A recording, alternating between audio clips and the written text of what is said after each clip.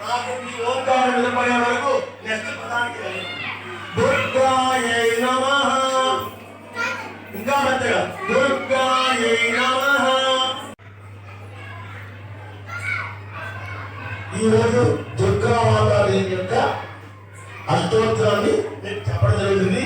ఓం అంటూ కుంకుమ పక్కన తర్వాత ఆ కుంకుమ మొత్తాన్ని అమ్మవారిని పెట్ట జరుగుతున్నాం మనం.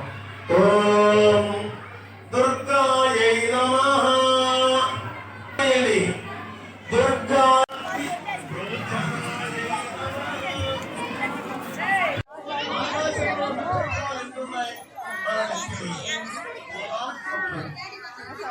జీవితానికి అవసరమైన నక్షత్రాలు ఎన్ని ఉన్నాయి? ఎవరండి 20 నక్షత్రాలు? ప్రియమిత్రుడైనని బట్టి చివరికి సంతానం.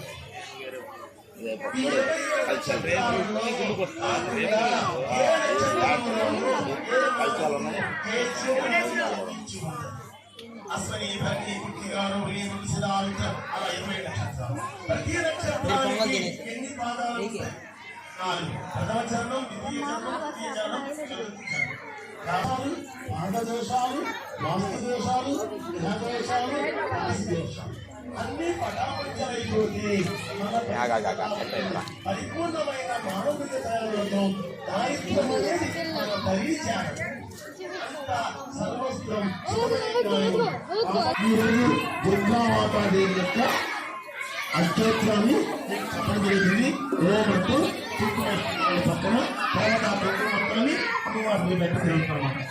ఓం దుర్గాయై నమః. ఓంకారం వినపడాలి మీ దగ్గర నుంచి. ఓం అంటూ వేయండి. దుర్గాయై నమః.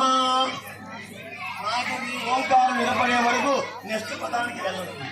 దుర్గాయై నమః. ఇంకా పెద్దగా దుర్గాయై నమః. ఎంత ఓంకారం వస్తే మనలో ఉన్న దోషాలన్నీ బయటికి వెళ్ళిపోతాయి. వద్దు స్వామి మన అహంకారం అలా ఉండాలి అనుకుంటే అనబాకండి. వద్దు మా రండి వెళ్ళిపోవాలనుకుంటే ఓమనండి. జ్ఞాయై నమః. సర్వలోకేశై నమః.